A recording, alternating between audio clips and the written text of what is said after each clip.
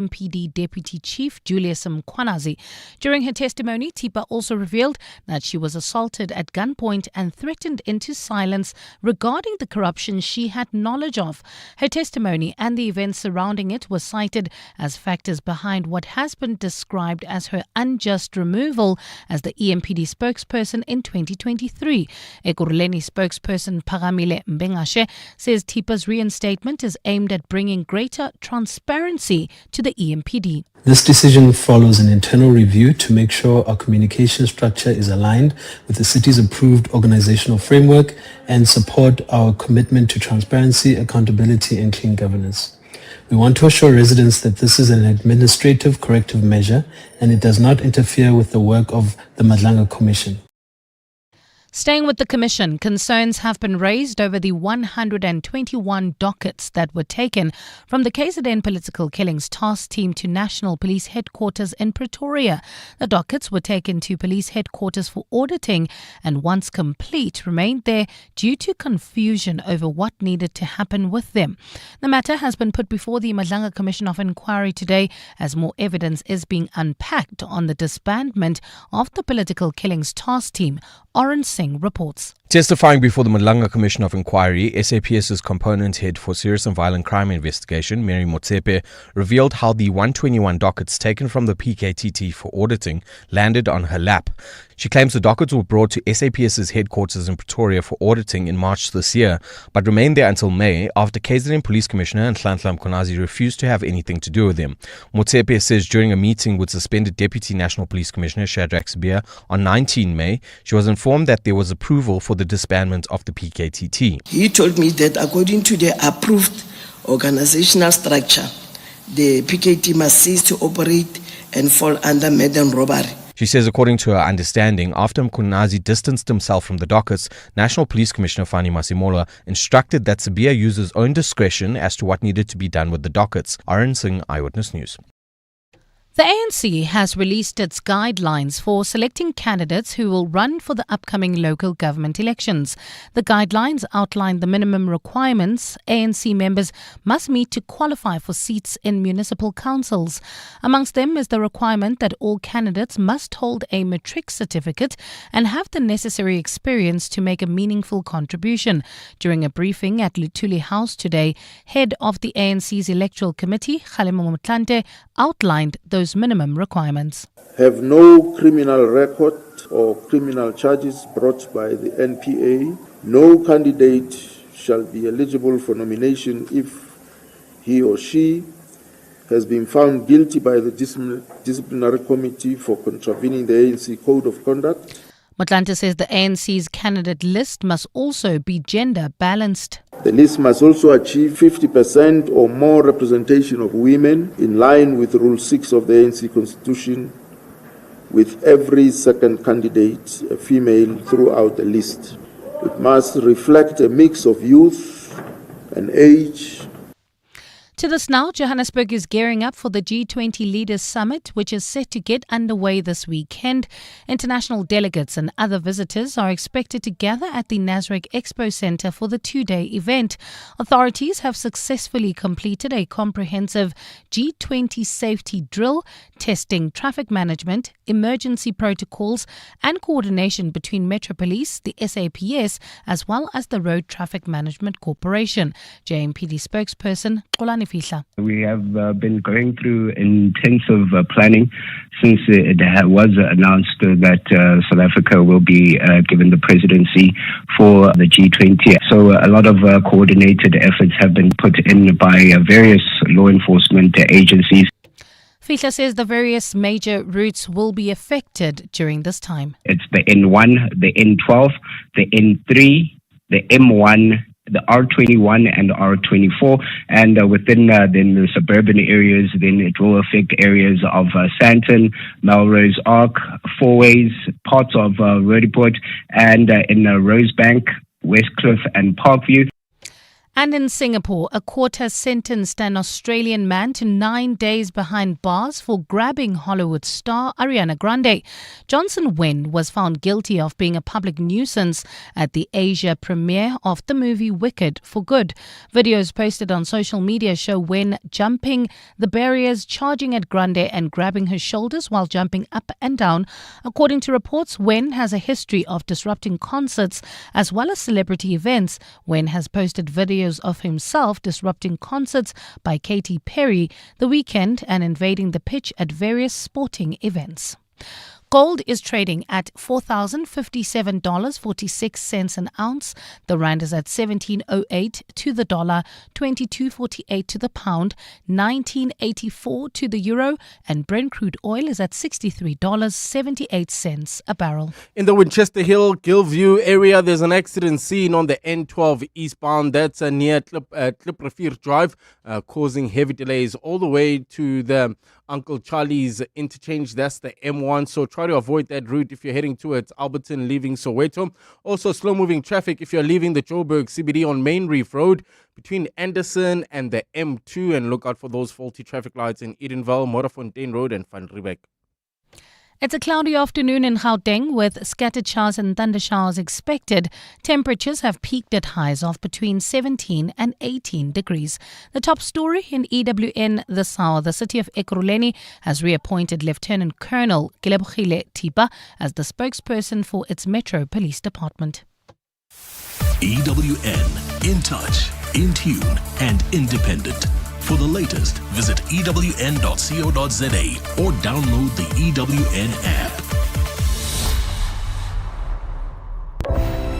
You're with Relebogile Mabotja Live, streaming countrywide on the Prime Media Plus app. DSTV channel 856, 92.7 and 106 FM.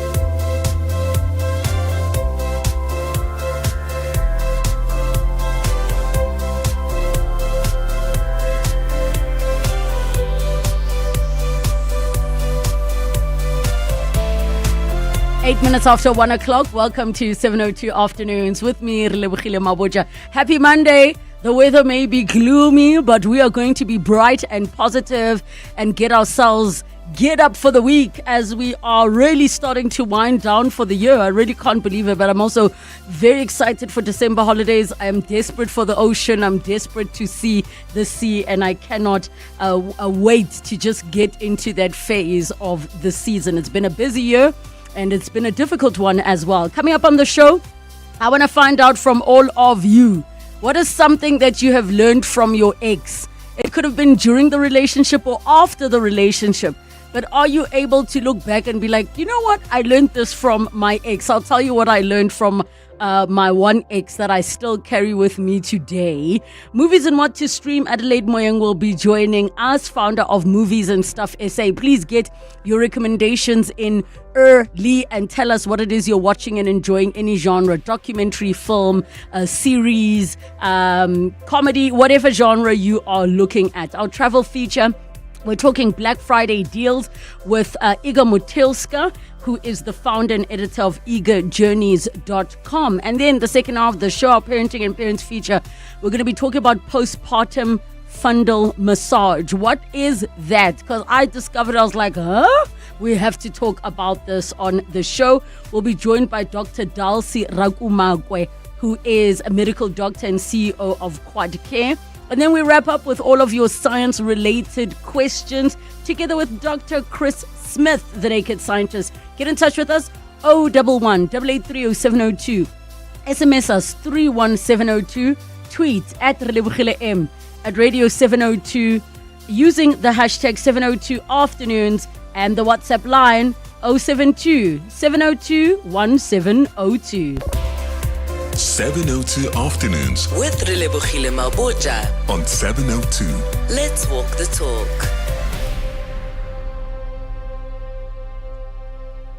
Also, I just have to share The Telkom Radio Awards have been announced, and we have been nominated as 702 Afternoons in the category of Best Talk Show for a Commercial Station. And I'm so proud. Team, we got nominated. Woo! And congratulations to all of my colleagues as well who have been sweeping up the nominations. John Pillman, Mandy Wiener, Midday Report, Afternoon Drive, or 702 Drive rather. We also have our weekend music shows having been nominated. Kenny Maestri and Notemba doing the things there. So congratulations, and obviously also to the extended Prime Media family. A couple of nominations coming through from Cape Talk and KFM as well as 947. So well done, Team Prime Media. I'm exceptionally proud to be a part of this family, but also Best Talk Show, man. It's our nomination because it's only talk when we are dialoguing with one another, not monologuing, gilly one. So I'm so excited and I'm so proud. What a lovely way to start to wrap up the year. Also, sorry, I forgot to mention the Money Show, Stephen Grootes. Imagine he just came back at a nomination, just like that. So team, congratulations. So there was a tweet that was posted that got us really wanting to think about lessons from exes or previous relationships that have taught you certain things. And the lesson doesn't have to be about that person, and the lesson doesn't have to be about relationships per se. It could be just a lesson that you have learned from somebody that you used to be with, your ex, unless in this context you want to consider an ex-best friend, because we know that kind of heartache is also a difficult one to overcome. But I'll share two of the best lessons that I've learned from two of my worst exes. Funny how life works, right? Okay, so the one ex, I remember that I was supposed to be, my character was being written out of a story on a show I was on for a long time after it was supposed to be continuing. And it meant that my other work didn't happen. Long story short, I was devastated. Like, we're just about to sign the contract. Jiggy, my agent, tells me the bad news. So I'm devastated. And this ex of mine, who were together at the time, he said to me, "Why are you crying?" And I thought, geez, this man is so insensitive. He's like, "You can't be those people." I'm like, "Who are those people?" He's like, "You know, when you finish matric and you're getting ready to go to first year, you're those people that don't want to leave school. You want to stay in matric. You are crying at your graduation where you're supposed to be moving on." And at the time, I mean, I was so heartbroken that I didn't get the lesson. Fast forward to all of the things that came of that. If I had not been done at that show, I would have not started fully going back to television presenting, which would have not brought me to where I am today, which includes speaking on radio. But the lesson he was trying to share with me is to say you're crying when life is telling you it's time to move up to the next level. It didn't feel that way at the time. It felt like rejection, disappointment. It felt like frustration. It felt like betrayal.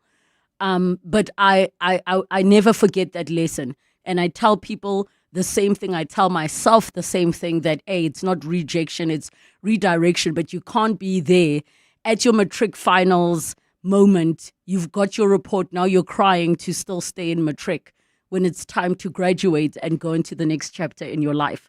The second ex, who was terrible also, but gave me one of the best lessons ever, and so many lessons that he had shared with me. I will tell you after the break. 011 883 0702 and the WhatsApp line 072 702 1702. Clement Maniatella. Weekday mornings, 9 to 12. 9 to 12. Is there any criminal case that is open against this Tabo Homalaka for all these allegations of corruption and wanting to bribe a journalist? Because that video that was released after your interaction with her, I mean, everybody was just shocked and she tried to sort of justify. It just didn't make sense still. There's another whole team looking at the video angle. So the alleged bribery investigation, and that is an active Hawks investigation. And then a separate Hawks investigation is ongoing into the EPWP contract and the property and those kind of financial dealings. Peter Louis Maibeg, an investigative journalist with the Daily Maverick. Clement Maniatella. 9 to 12 on 702. Okay, a bold new marketing strategy, placing customers' details on product reviews. You're doing the scammers' job for them. The testimonials look great. Customers seem happy. Sure, and scammers too. With customers' details, they can open accounts, take loans, the works. So instead of making customers happy, I made scammers happy? Scams can happen to anyone. Stay alert, and if you're unsure, contact ABSA on 0860 557 557. Protect your money. Protect your story. ABSA, your story matters. An authorized financial services provider. Progress builds. It moves, and it has a partner. That partner is Anglo American. Together, we're building progress where it matters most across South Africa. With a 1 billion rand investment into education in our host communities, $15 million pledged to the Global Fund to support community-based health services, 1.6 billion rand in deals facilitated through our Impact Finance Network. And as a sponsor of B20 and G20, we're bringing that same spirit of partnership to a global stage, proving that when collaboration is real, progress moves faster. South Africa has a partner. Join the conversation on social media. Anglo American, mining potential, building beyond. You can become a victim of a legal problem. Wrongful arrest, assault, uncontested divorce, rental disputes, maintenance matters, or labor problems. It can happen to you. Clientele Legal provides tough professional lawyers for an affordable monthly premium. Our legal team is standing by to assist you 24 hours a day. Join today. SMS Legal to 48721. That's legal to 48721. Clientele General is an authorized FSP and licensed non-life insurer. T's and C's online. Standard rates apply. The stage is set as business leaders from the G20 countries gather in South Africa for the B20 Summit from 18th to 20th November for the first time in history on African soil. The Clement Maniatella Show will be there, live with Nedbank, to discover how inclusive growth and prosperity can be achieved through global cooperation. So, be a part of history and tune in every day to the Clement Maniatella Show, live from the B20 Summit in Sandton. Brought to you by Nedbank, proud sponsors of the B20 Summit on 702. Nedbank is a licensed FSP and registered credit provider. 702 Afternoons with Relebogile Mabotja. 18 minutes after 1 o'clock, lessons from your ex or past relationships, 011 8830702, the WhatsApp line 0727021702. So the other ex that I said was my other worst ex, but gave me one of the best lessons ever. And this was the lesson. He said to me, everything always works out. It's just sometimes you want it to work out in your version of things working out, but it always works out. And that got reaffirmed this morning when I saw a video of a woman saying, you are never defeated until your death. You are never defeated. Ever. All of it is psychological. Yes, easier said than done. But that is the best lesson. It gave me so much relief in terms of stressing about things happening. Everything always works out. Full stop. So yeah. That's that one. 011 8830702, the WhatsApp line 072 7021702. We've got your voice notes. Hi, 702 and team. This is Tracy from Dalmas. The best lesson I learned from my ex is to take photographs of everything, all the time. I've lost so many people in the last 5 years. And the best thing I can say is I have a myriad of photographs of us all together.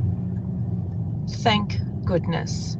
He was always taking photos, and that's the best thing I learned out of that relationship. Nice one. Take photographs. Listen, you will appreciate those memories so much. Khumulemo on Facebook says, the one thing my ex taught me was to love myself first, right? Right? Yo, everybody needs to know to love themselves first. You cannot pour from an empty cup. Tony says, don't forgive cheating. She will do it again. Yo. Tony Askis. Matibela says, my ex taught me to cook, washing blankets and tackies. He taught me patience and to be punctual. I love these positive ones, right? The ones that are like life lessons you carry with you, especially if a relationship didn't end well, or it was tumultuous or difficult or challenging, heartbreaking. You come out with a gem that you take with you. Unlike those relationships where you can't even count a single thing you got out of it, Nikisi, not even just a decent yana lesson to move on with life. Nje. One says you cannot rely on someone's money. Yo, listen, never rely on someone's money. Never rely on another person's money.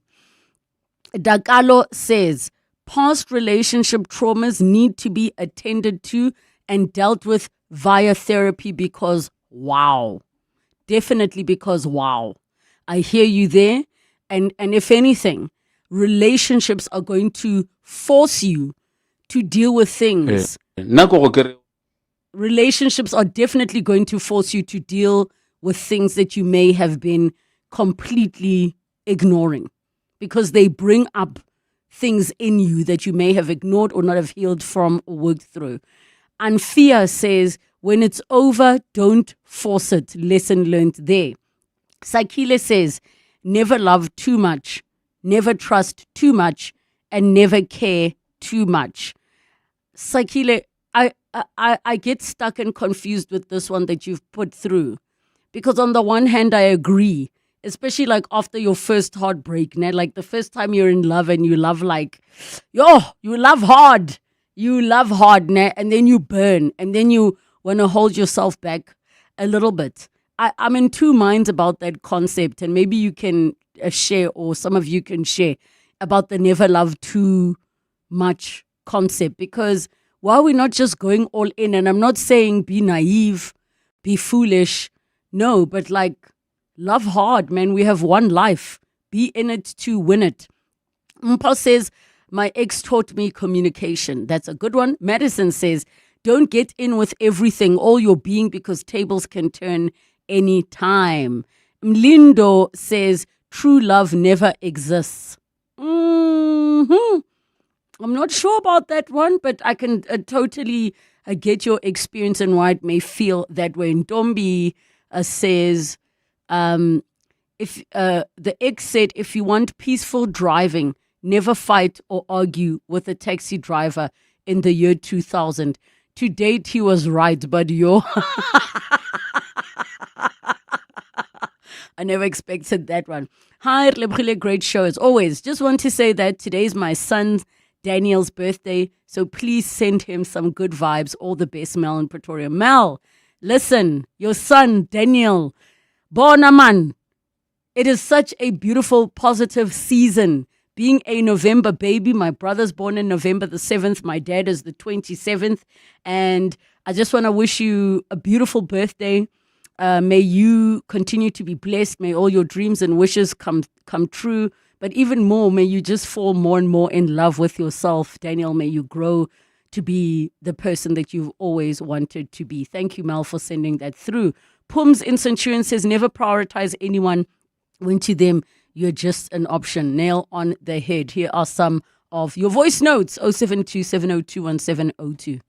Relebogile, I heard you reading some message. You say one message says, my ex taught me to love myself. I'm sure he regrets it by now. Wherever he is. You taught somebody to love themselves first, and then now they are your ex. Hi, Cindy. Why are you laughing so rough? Is it because it's automatically insinuating that they never loved you? That's why the lesson was to love yourself. Eh? Yeah, it is rough out there. More of your voice notes. Hi, when you said everything works out, that's one of my most favorite sayings. I'm a businessman and I promise you everything always works out. It doesn't matter what you go through, such tough times, and then you're doing so well, but everything works out. And I totally agree with that woman that said it to you. Oh man, I didn't hear properly. Okay, thank you, Gabriel. Yeah, bye. Thank you so much, Gabriel. That lesson, man, I will never ever forget it, and I will keep sharing it. Ndo says you must always expect good and bad, and you continue with your way. That is from Ndo. I'm just checking here on some of the messages that are coming through on TikTok as well. And then I'm also looking at Facebook. My apologies, Facebook. I try my absolute best to give you the love, but sometimes the time moves so quickly and we don't get as much time as what we would like, in particular to be able to share with you some of these things. I mean, there are lessons that I can also just add which speak to the fact that sometimes a person can teach you how to forgive yourself, how to learn to forgive yourself. Can you imagine how tough it is that some people have held on to things for so long that might not have even been their faults? Nkanka Gamini says, I've realized that staying silent just to avoid conflict only builds resentment and steals your peace. It's better to speak up because the relationship still failed while I was the only one trying to fix things by voicing my feelings. I've also learned that honesty, even when uncomfortable, creates clarity. And lastly, you can't carry a relationship alone. Both people have to show up. Yo, thank you for that one. And Divorce says, sometimes people just don't have the capacity to love you the way you want to be loved, and it's wiser to walk away the moment you realize that instead of pushing them. Number 2, a woman should never be with a man who has not realized his purpose and doesn't have confidence in himself, especially a successful woman. That man will show you flames. And number 3, romantic love is conditional, and it should be conditional. Assuming it's unconditional is detrimental to you. I agree with that one 100%. It is conditional. It requires 2 people to participate and show up in the relationship. On WhatsApp, Leraton Centurion says, Lebo, my ex-hubby/baby daddy taught me how to drive. It's the one thing he was strict about me getting my learners, registering me to get formal driving lessons with a driving school. And then every weekend before the kids, obviously, we would wake up and he'd sit on the passenger seat and tell me to drive. Shem, I'm a good driver today because of him. You see, I love these stories.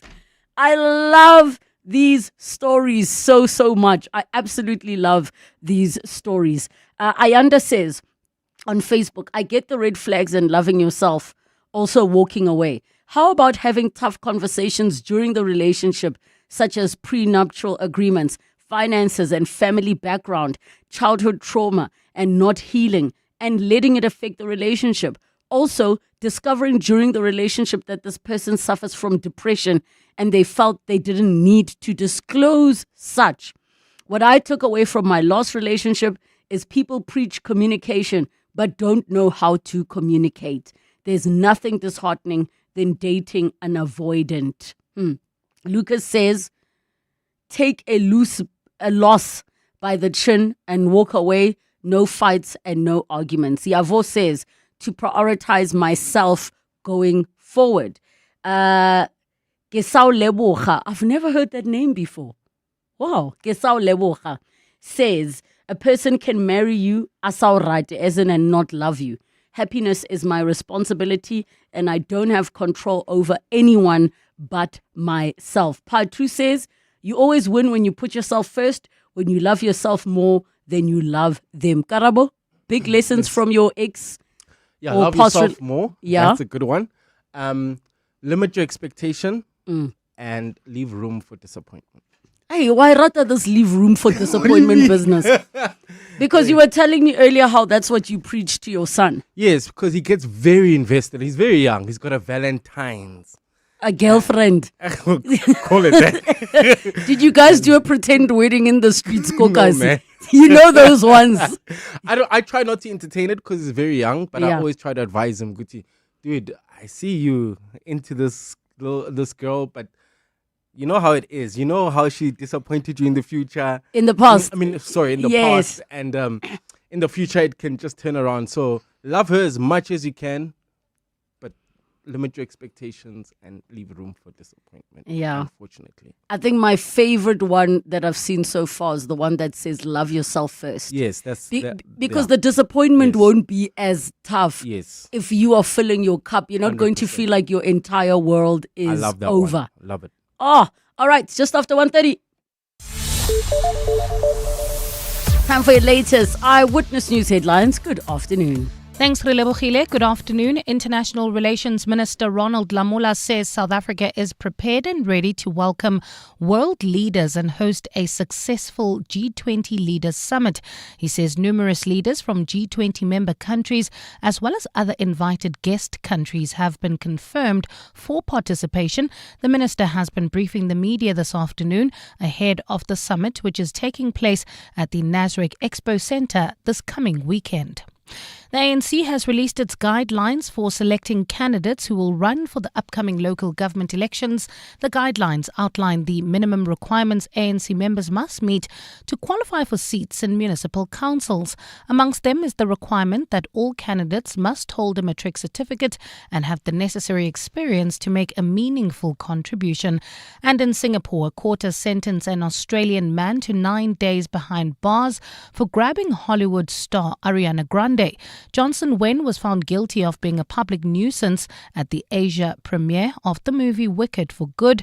Videos posted on social media show Wen jumping the barriers, charging at Grande and grabbing her shoulders while jumping up and down. Those are the headlines. This EWN and more at 2 or as it happens. EWN Traffic. Well, at this hour, if you're heading in and out of the Joburg CBD, you can expect about a 30-minute delay. This is on Main Reef Road between Anderson and the M2. Also, if you're in the Gilview area heading towards Alberton, there's an accident scene on the N12 eastbound just near Klipprivier Drive, causing about a 20-minute delay. We still have those roadworks causing heavy delays. This is in the Alex Calvin area on the N3 southbound. Those roadworks are causing about a 20-minute delay between the Butlu interchange and London Road. Look out for those faulty traffic lights in Edenville at Modderfontein Road and Van Riebeek. Traffic lights still not working. Rand Park Bridge at Beyersdorp and the N1. If you come across any other traffic issues, please WhatsApp us on 072-702-1702. There's more EWN on air, online, and on the EWN app. Bongani Bingwa, 702 Breakfast. Weekday mornings, 6 to 9. These questions, what kind of man are you? What kind of woman are you? Don't do that. If there's nothing else you can take from our experience of 702 and the conversations we have, let it be that we educate each other, not just about politics and current affairs, but we educate each other about how to be better people and to also accept there's a hell of a lot we just don't know, and that's okay. Bongani Bingwa, 6 to 9. On 702.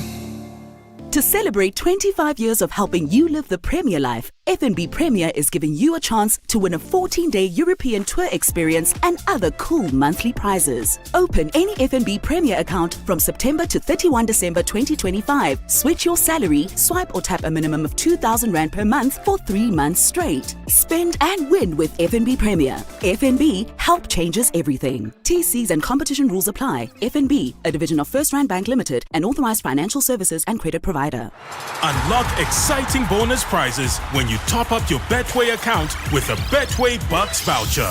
From millions in cash and bonuses to extra bets and so much more, every top up is a chance to score big. Head over to leading retailers including Pick n Pay, Checkers, Pep Stores, and Incredible Connection and top up with Betway today. Terms and conditions apply. Betway is licensed and regulated by the Western Cape Gambling and Racing Board. No persons under the age of 18 are permitted to gamble. South African Responsible Gambling Program toll-free counseling line 0800 006 008 or WhatsApp help to 076 675 0710. Winners know when to stop. Sir, ma'am, may I take your order? Yeah, let me get the New York cut, medium rare, truffle fries on the side, and the lady'll have the salmon. Grilled, not poached. 2 dirty martinis. Real dirty. Leafy, what's with the voice? Oh, I came over all Tony Soprano. Get into character on a city break with Premier Hotels and Resorts. Stay Friday and Saturday and get Sunday night for free. Book now at premierhotels.co.za. This year, the City of Gold will be welcoming 19 countries for the G20 happening for the first time in South Africa. And this Wednesday, John Perlman will be talking to Neptal Khoza from Santam. He will discuss the importance of the sponsorship, Santam's involvement in the G20 Disaster Risk Reduction Working Group, and other Santam initiatives and programs. Don't miss the conversation on 702 Drive with John Perlman, Wednesday between 3 and 6 p.m. Let's walk the talk. 702 Movies. 24 minutes to 2 o'clock. Movies and what to stream time. 011 883 0702. The WhatsApp line 072 702 1702. Share your recommendations with us. Adelaide Moyang joins us, founder of Movies and Stuff SA. Make sure you follow on the socials. Happy Monday, Adelaide. I have to kick off by saying, I finally finished Bad Influencer. It is so good. And people might be like, why are you only shocked now because you were in the show? So I got sent my scenes. I shot my scenes. I didn't know the whole story. I didn't have the whole script. And I kind of enjoyed that. I got to watch with everyone and you guys must watch Bad Influencer on Netflix. Thank you, darling. So it is so good. And I didn't want to say, oh, it's so good until we all delivered. And Joanne Reinicker, you are a queen. I agree with you. I agree with you. Stella. Actually, of all the performances there, and I really mean it in the nicest way, she carried that show. Her emotions, I felt every single scene that she was in. And I felt like the stakes were so high. At some point, I forgot that it was a show. It felt like someone's real life story. And I think that's when you know that an actor has honestly done their work and they've done their job to such a great extent that you are just like, wow, this performance is something else. No, she was stellar. She was amazing. And I also loved your part as well. Lady B, for those who don't know, I hope I'm not spoiling. Y'all better recognize. Guys, you need to watch on Netflix, please. Okay, before we ruin it even more for everybody, what are we kicking off with? Right, we've got great news in the TV world. A show that has raised the entire nation is coming back after being cancelled in 2019. For those who don't know, I'm telling you now, Top Billing is actually coming back to our screens, which is such a great announcement, and it's such great news. For those who don't know, Top Billing is, I'd be surprised if you don't know, but if you do not know what Top Billing is, it is by far one of our best South African lifestyle shows. It would do all kinds of, obviously they would show us South Africa, different architecture, home, wedding, lifestyle, new trends, fashion, all of that. And they were cancelled in 2019 after being on air for 25 years. But now we have heard the great news that they are coming back and that there will be a reunion episode that will air on the 27th of November on SABC3, and then we will get our weekly episodes next year in March in 2016. So yeah, I think that's really great news. I've always loved Top Billing. I don't know about everybody else, but it always felt like something that you needed to watch just to be, on the cusp of everything new and what's happening in and around South Africa. I always look forward to, because I only found out recently it was Alex J's voice, the icon Alex J, where you hear the voice saying, "Sit against the backdrop of Sandton's Golden Square Mile. We meet with Relebogile Mabotja in her 12-room mansion." Of course, yes. Guys, I'm excited. I manifested for you, my sister. You Yes, better get it. yes. Okay, but with that, we've got top Yes, billing coming back, which is positive. But there's others that yes. are leaving. Yeah, so sadly, MTV is shutting down some of its channels. So for those that know, obviously MTV does have other, say, Paramount channels or Pictures brothers. family, yeah. Yes, yeah. So your MTV 90s, Club MTV, MTV 80s, MTV Live channel. So those, unfortunately, are going to be officially closed down. However, the main MTV channel will still be running. I think there's some confusion in people when they hear the words MTV is shutting down. They think, oh, everything is shutting down. No, just the other channels. And so the main MTV channel will still be up and running, as obviously it's been known for airing music videos. But yeah, I think it's something that we really need to start thinking about how social media and as very specifically how quick access has sort of killed that thing of us having to wait for certain things to come on TV so that we watch them. Now we have YouTube, now we have TikTok, and so yeah, that viewership that they always counted on and had before social media, unfortunately has now gone away. But I'm hoping that they'll find a way to revive the channel and keep, the audience that they've always had. MTV was always the first channel to introduce us to brand new music videos, brand new artists, and even shows that incorporate music and its audiences really well. So I really hope they find a way to just keep it afloat and maybe bring back the audiences. Look what Top Billing has done after so many years, and them also proving to the channels that, yes, guys, we are needed, we are loved, give us a chance, we will do it bigger and better next time. So let's hope that, things get better there. Indeed, indeed. All right, and then we've got The Beast in Me. Right. So we've got a TV show that's actually premiered today on Netflix. However, in other countries, it already premiered a couple of days ago, and so the hype has been very, very good. I was actually anticipating seeing it today. And so it's called The Beast in Me, and it's a very dark psychological thriller.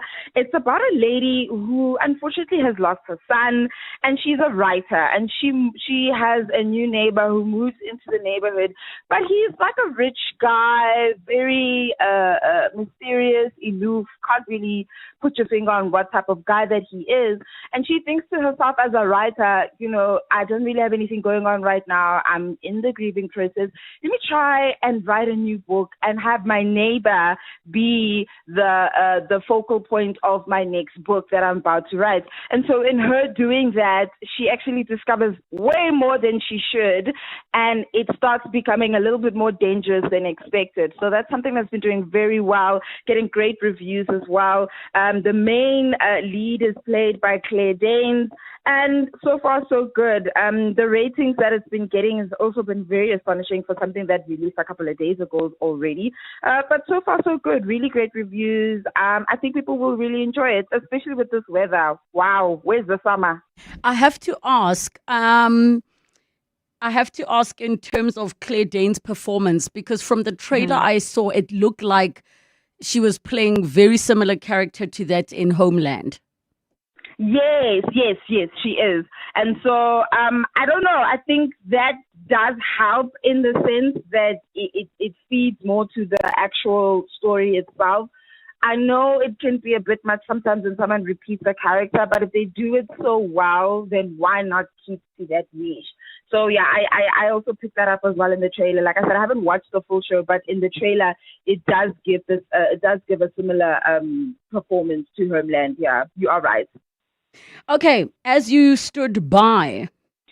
Right. So as you stood by, I picked this particular story just to pay homage to what's happening so that people don't forget about the march that is happening on the 21st. The national shutdown that we are having against GBV. And so this particular show is a Korean show. It's called As You Stood By. And shame. I must warn viewers that it is definitely about domestic violence. And it's about these two ladies who grew up being best friends. And obviously, as you grow up and you venture into adulthood, you guys obviously pick different lives. And unfortunately, her friend, who in the beginning, got married to this lovely guy, and it seemed like everything was going well. But unfortunately, she finds out that her friend is being abused, and she's now trying to find a way to help her friend escape. But in the same right, her own mother is also being abused by her father, but she also finds that out in a very sad manner, and they take it upon themselves to sort of try and fix each other's situations as best friends do.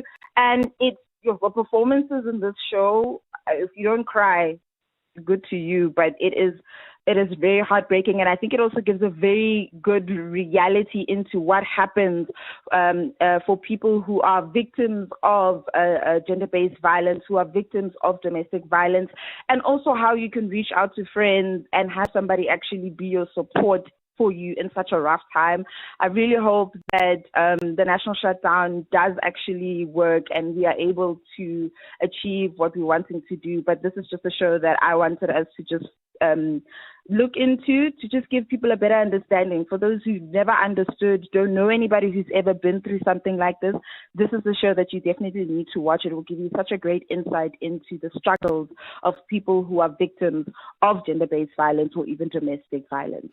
Thank you for raising that. And just, I'm not sure if you've noticed, Adelaide, I've seen a few people from around the world that are joining the movement, turning their profile pictures purple. The one I saw on my way to work was a person saying Haiti stands with you. And I think the biggest message is for us to remember, especially with what you're sharing, that gender-based violence is a universal issue. And the stats as it stands, with South Africa being so high on the list, also speaks to the fact that we are brilliant at our record keeping, but also reminds us not everybody reports. So even those numbers are more likely worse than what we think they are. But women around the world are crying and pleading with the gender-based violence that they are experiencing. And I'm being very specific around women being vulnerable and gender-based violence, not violence and assault that can happen between men and men or a woman assaulting a man. I'm saying the vulnerability that women already have. It is a universal issue that needs to be addressed. So thank you for bringing that to our attention. Then we've got All Her Fault. Right. So All Her Fault, and thank you so much for also clearing that up. I also just wanted to preface that As You Stood By is a Korean TV show. So when you say that this is a universal issue that we are all suffering from, even places like Korea and all over the world, it's not something that is special to just us. But we also need to find a way to fix it in our own country as well. So really love the message that you're also spreading. And I really hope it all goes well. I'm praying that we're able to make a change. If not now, I don't know when. But anyway, let me move to All Her Fault. So All Her Fault is also another show that's been getting great reviews. I've slept on it. My apologies, guys. It came out a month ago. I'm slow to it, but I am now within everybody. So All Her Fault is a new Peacock show. It dropped last month in America, but for us here in Africa, it only premiered on November the 6th. And so it follows this lady called Marissa, who she has her son, and her son has moved to a brand new school. And obviously things are going great. You know, your child is finally adapting to your new routine. You guys have moved, and he's also in a new school. So he also ends up making some friends at school, and you let him go to a play date. You try to go and pick him up. You go pick him up, but your son has gone missing. And so unfortunately, it is every parent's worst nightmare come to life. Essentially, she's trying to find out where her son has gone, and it turns out to be more than what she thinks it is.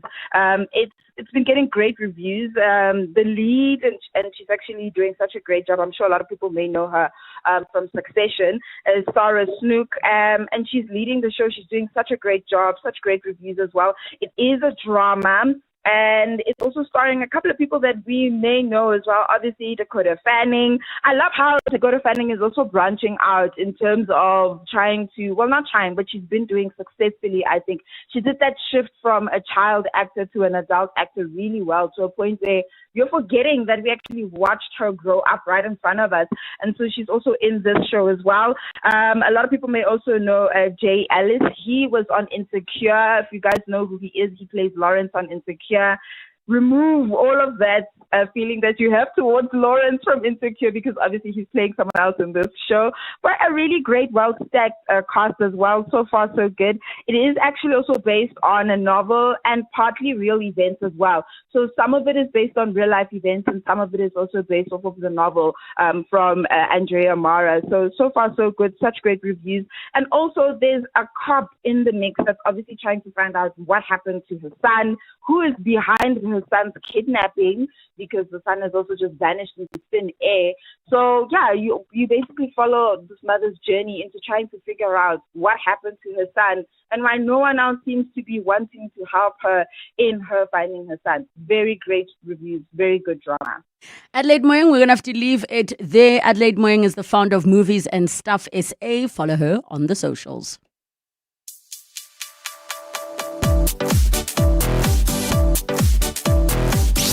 At the heart of global conversations shaping the future, Africa's voice matters more than ever. As Africa's largest bank by assets and lead sponsor of the B20 Summit, Standard Bank Group is proud to spotlight the continent's growth, partnerships, and potential on the world stage. Through informed dialogue and powerful partnerships, Standard Bank is driving sustainable growth where it matters most. Standard Bank is an authorized FSP unregistered credit provider. Whether it is a CCMA referral, problems with a mechanic, unfair blacklisting, or an uncontested divorce, Clientele Legal offers professional legal services to all South Africans. Our plans are affordable, and you receive up to 745,000 Rand worth of legal services per year. We cover civil, criminal, and labor-related matters. Our nationwide legal teams are standing by to support you 24 hours a day. Plus, all plans include a 5,000 Rand bail benefit. Join today. SMS Legal to 48721. That's legal to 48721. Clientele General is an authorized FSP and licensed non-life insurer. T's and C's online. Standard rates apply. You know what success looks like. Now discover why focus is the driving force behind every success story. Catch 702 in conversation with Momentum on The Money Show with Stephen Krutters every Thursday, discussing the science of success. Step into the mindset of top financial achievers and discover how your thinking, behavior, and focus can shape lasting financial success. That's 702 in conversation with Momentum. Thursdays on The Money Show with Stephen Krutters. Momentum, your journey to success on 702. Momentum is an authorized financial services and registered credit provider. 702. Travel. 7 minutes to 2 o'clock, time for our travel feature, together with founder and editor of eagerjourneys.com, Iga Mutilska. We're going to be chatting Black Friday travel deals. Happy Monday, Iga. Let's jump straight into it because we're all looking for a holiday. Yes, happy Monday. And I'm so pleased that last week you spoke about various travel tips and tricks on how to book Black Friday deals. So one final thing that I will remind listeners is that please be certain to try book with verified, service providers who have a really good reputation, who you know about or have heard about, because I think this is also the time when there might be a number of travel scams. So just something to be aware of. Some of the best travel deals that I have found, if you're looking to go to Asia, specifically Thailand or Bali, is from Wolo Travel. That's WOLO. And I've actually written a blog post on eagerjourneys.com, so you can go have a look at all of the deals we're going to be speaking about today. But back to Wolo, I picked out two of the best deals that really caught my attention. The one is in Phuket. It's a stay for 10 nights and only pay for 7. It starts at 16,490 Rand per person sharing. And of course, you're going to be staying at the Carter Sea Breeze Resort. It's located between the beautiful beaches of Carter and the luscious hillside. It includes breakfast daily, return flights and transfers to and from the hotel. And of course, you might not only want to swim in the ocean, you might also want to swim in some of the swimming pools at the resort. There's a swim up bar, spa facilities, on-site dining and outdoor cinema, and obviously lots to explore in and around the island. And so bookings can be made until the 30th of November for selected departures between the 15th of April and the 15th of October next year.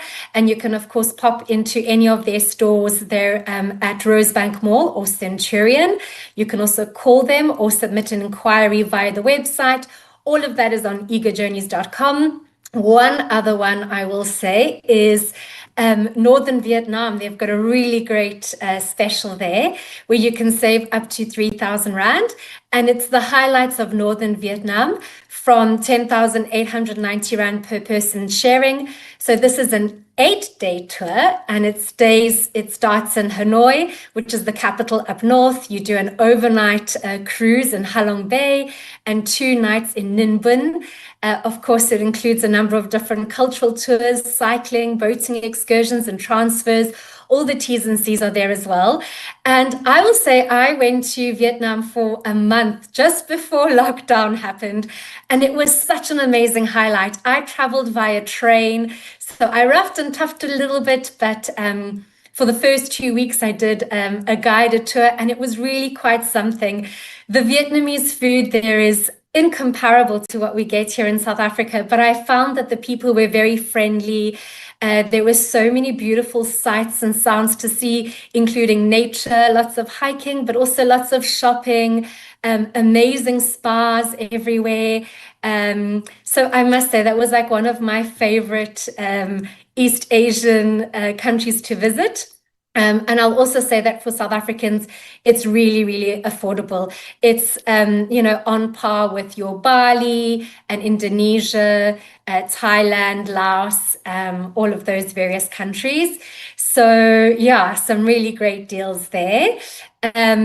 Not too long ago, we spoke about my cruise to Europe, and NCL actually has a deal on now where it's 50% off every single cruise that they offer on every single ship in their fleet, as well as the new ones that have just launched. So I will say that that's a really good one to look at. It's obviously on a first come, first served basis. And they sail to nearly 350 destinations around the world. Obviously beyond Europe, which is like a key destination for South Africans. You can go to the Bahamas or the Caribbean, Alaska, and Northern America as well. And at the same time, they've also got some really good more at sea deals, where you have a number of different perks and additional sort of services that you can take advantage of, like Wi-Fi, shore excursion credits, drinks packages, and so on. On many of their cruises, children sail for free, which is really helpful if you're traveling with 2 kiddies. And then they also have a variety of different kinds of deals where the second guest, if it's mom and dad, for example, traveling together, the second passenger will get their airfare for free. So that runs from now until the 6th of December, until cruises sell out. I will say, locally, though, if you want to do that, the best deal that I got was by far at Sandparks last year. They haven't released their deals yet. I highly recommend signing up to their newsletters. You'll see in my blog post on eagerjourneys.com, there's a link to a number of different newsletters there. They had up to 50% off on various sites across all of the national parks and reserves around the country. I booked some for myself, for friends, for my parents as well. So I highly recommend doing that, especially if you want to go and do some safari excursions or just explore various naturescapes. Another one that comes to mind in the Western Cape Province is Cape Nature.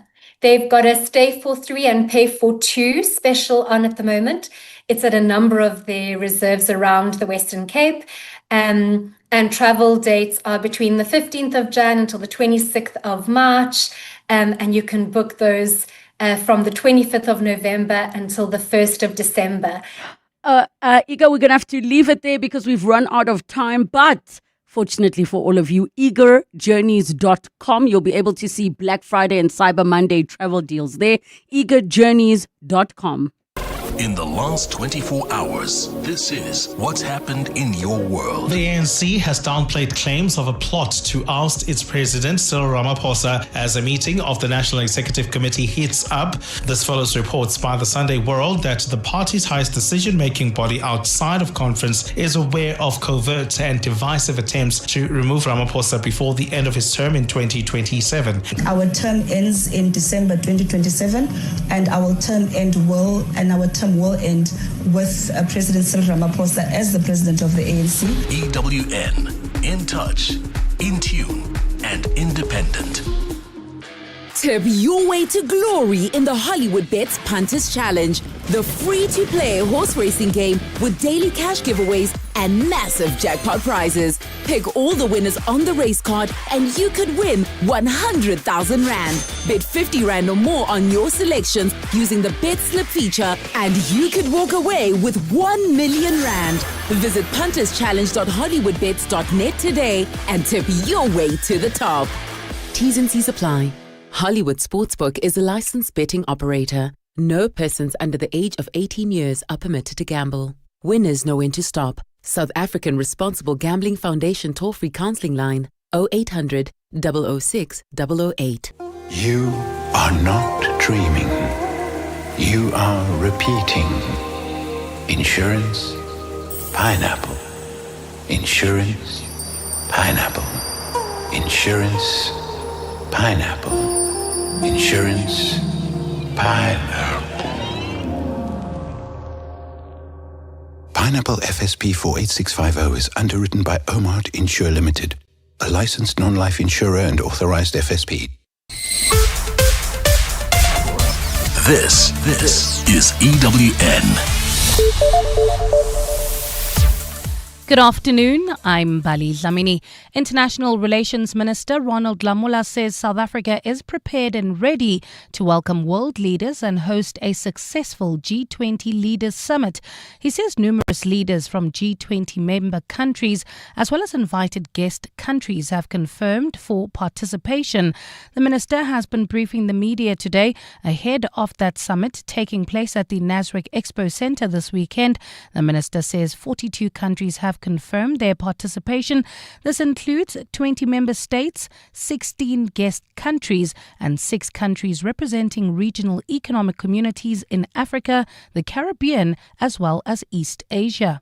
At this stage, we have got confirmations that only 4 countries will not be represented at the head of state level. They will either be represented at the foreign minister level or Sherpa level. Russia, Mexico, and Argentina. The ANC has released its guidelines for selecting candidates who will run for the upcoming local government elections. The guidelines outline the minimum requirements ANC members must meet to qualify for seats in municipal councils. Amongst them is the requirement that all candidates must hold a matric certificate and have the necessary experience to make a meaningful contribution. During a briefing at Luthuli House today, head of the ANC's Electoral Committee, Kgalema Motlanthe, outlined the minimum requirements.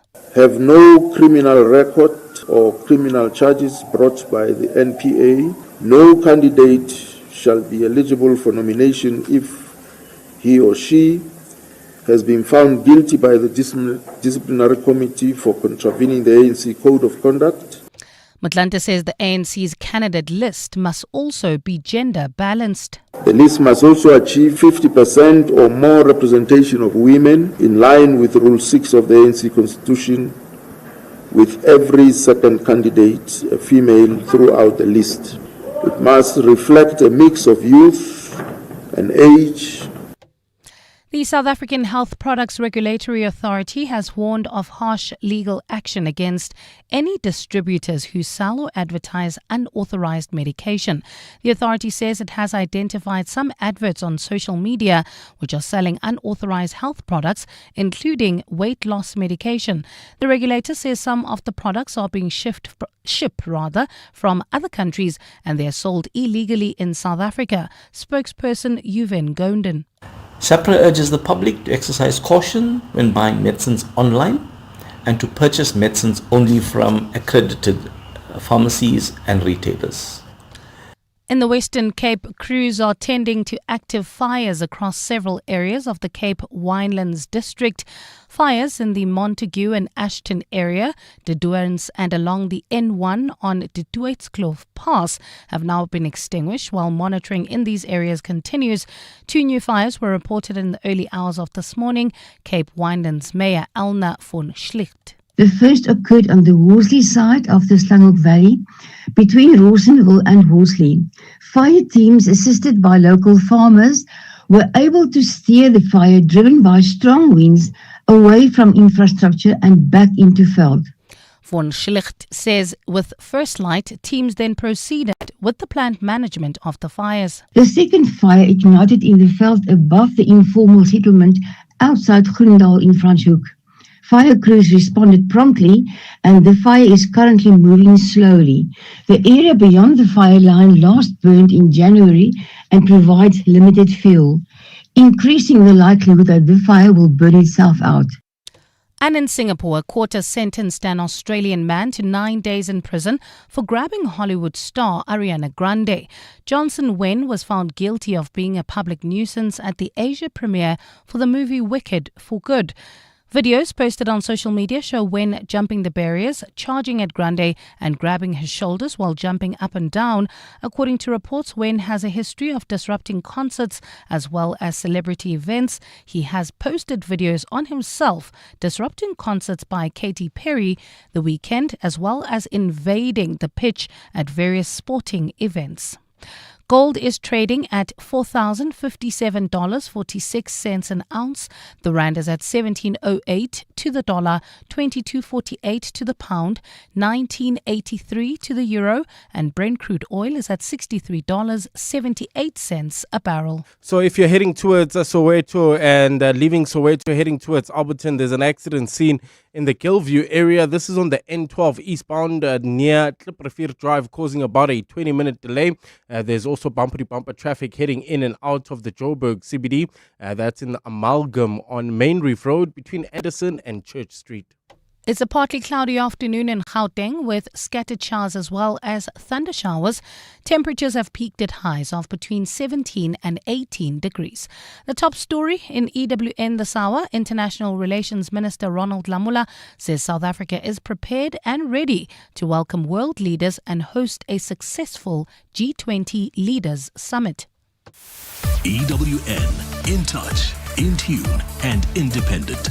For the latest, visit ewn.co.za or download the EWN app.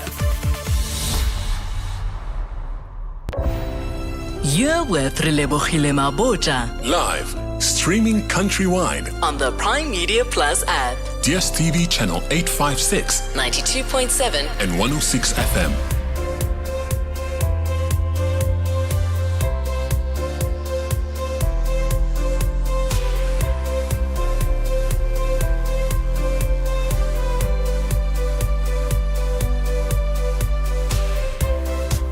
Eight minutes after 2 o'clock, the second and final hour of 7:02 afternoons with me, Relebogile Mabotja, and so many of your messages that were coming through about lessons from your ex or lessons from your previous relationship. One said, I learned to be vulnerable with myself and ask for help if I need it. That is a very good life lesson. Another one says, my ex taught me that red flags are red and it will never change. Run away. Yo! And another one says, get in with everything, all your being, because tables can turn.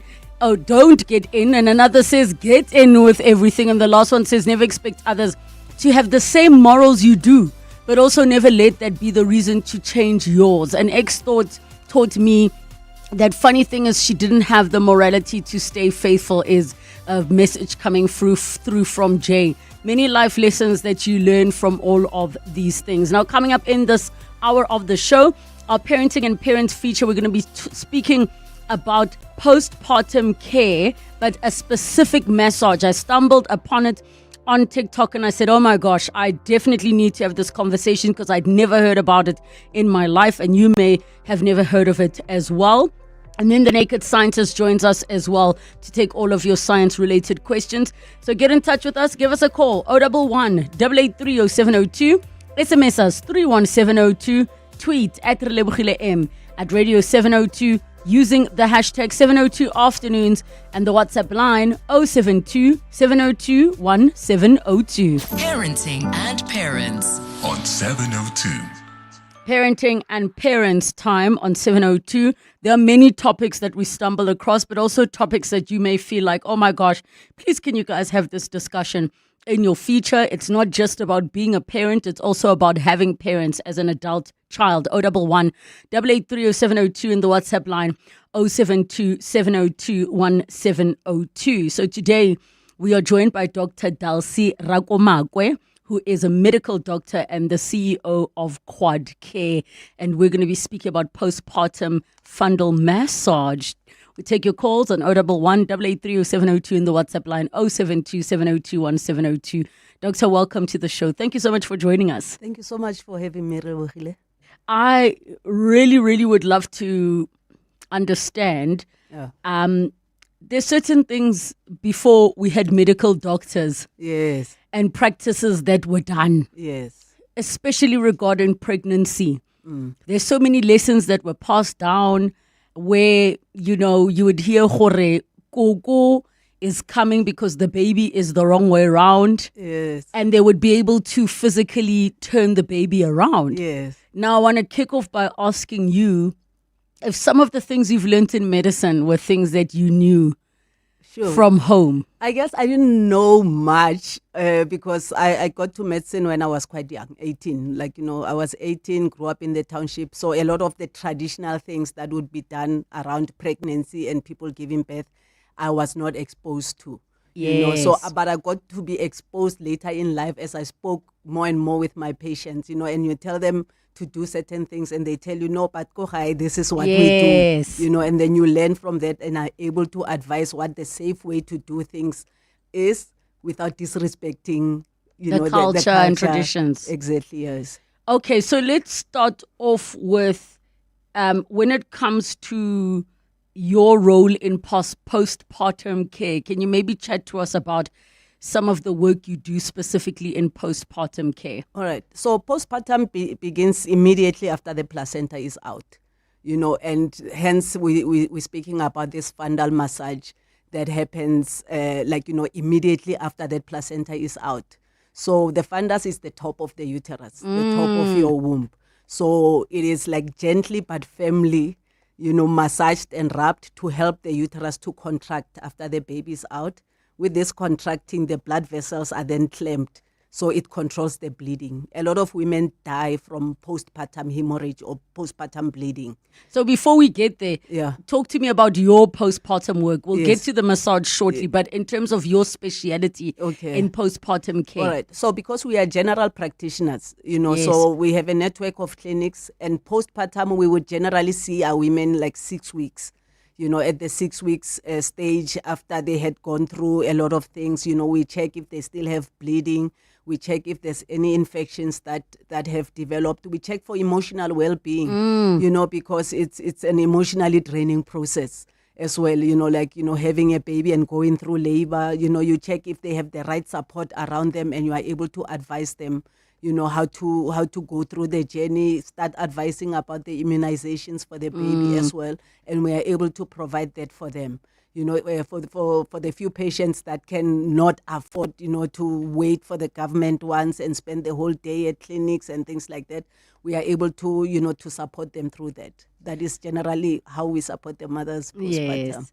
And when we get to now, and maybe, you know, we never want to assume that everybody listening knows what happens during childbirth. Yes. And what I mean by that specifically is the fact that You sometimes have mothers who need to push more than once because you deliver the baby. Then there's the placenta. Can you just talk us through that process, especially for those that are not familiar with what actually happens during delivery and after? So during the delivery, the midwives, usually the nurses and maybe the doctor that's working with them will guide the mother, through the delivery process, supporting them with the pushing, how to breathe, how to place their chin on their chest instead of just breathing, when there is nothing, really happening until the baby is out. And once the baby is out, the mother is counseled to say, we are now waiting for the placenta to come out, and she is supported through that,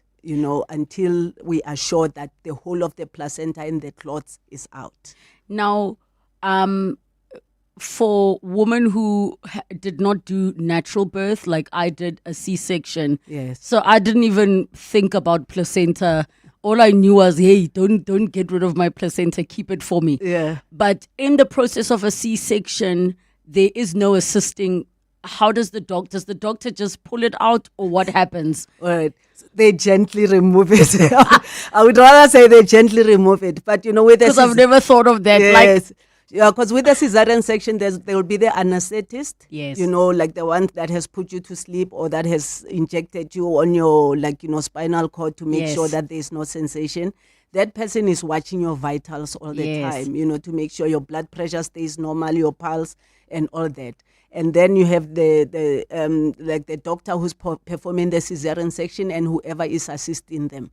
So once the doctor takes the baby out, then there is gentle tugging out of this placenta to remove it, from the womb. And once that is out, there is then the process of the massaging that happens. Can you give us an example of how attached that placenta is to you after delivery? Because is it like if you have chewing gum where it's sticky, but it's not like you have to take a scalpel to cut it off? Yeah, something like that. I think that's a great analogy. So what happens is the placenta is like it's kind of how your baby feeds, from you while they are inside.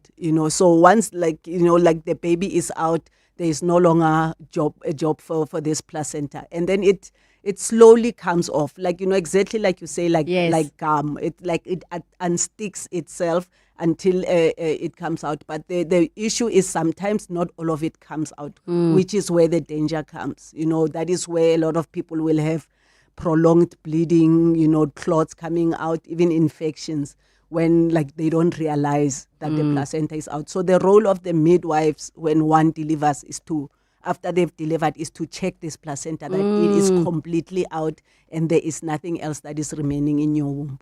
So now let's get to the massage. What is the purpose of this massage? All right.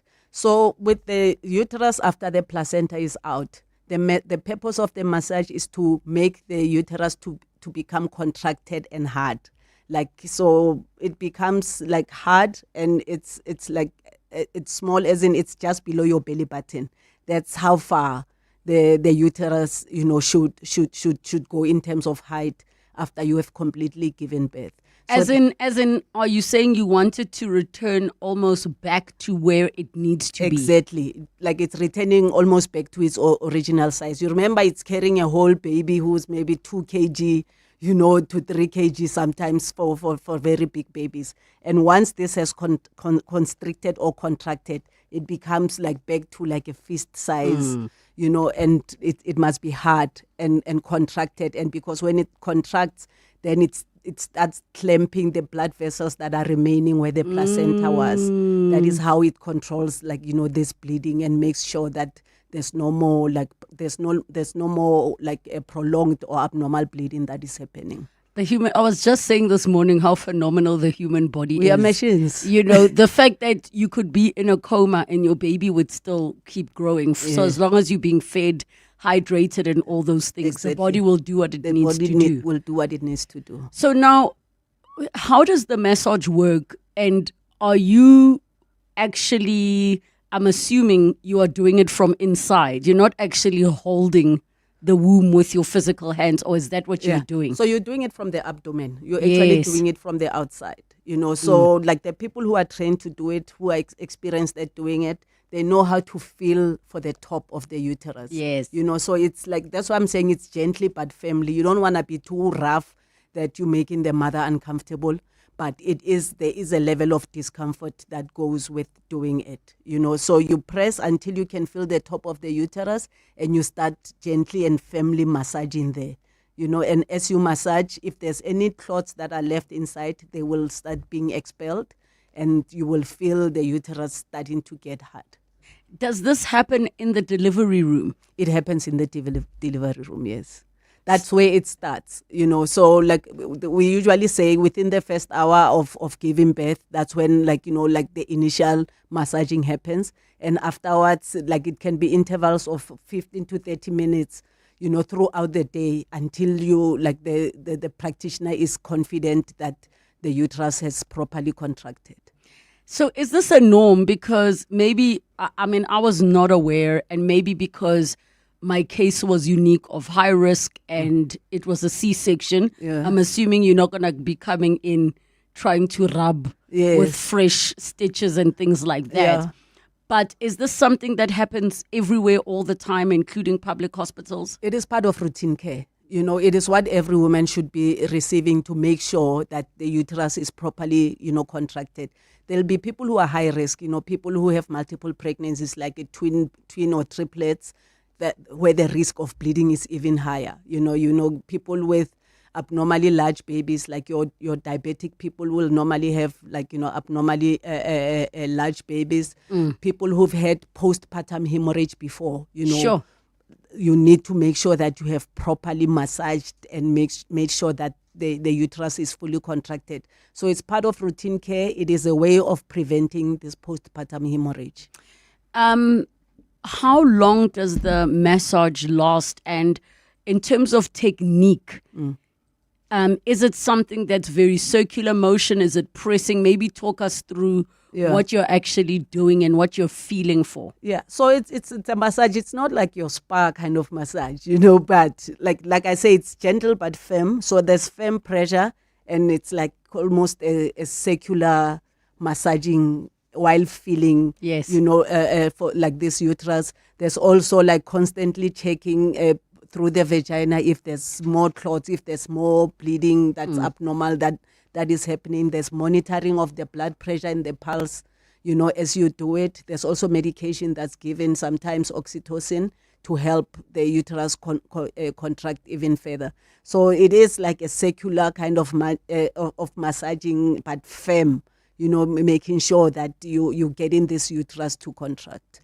All right, we're going to take a break. I want to hear from all of you moms that have delivered, or maybe you're an expectant mom and you want to know a little bit more about this particular massage, and you've got some questions for Dr.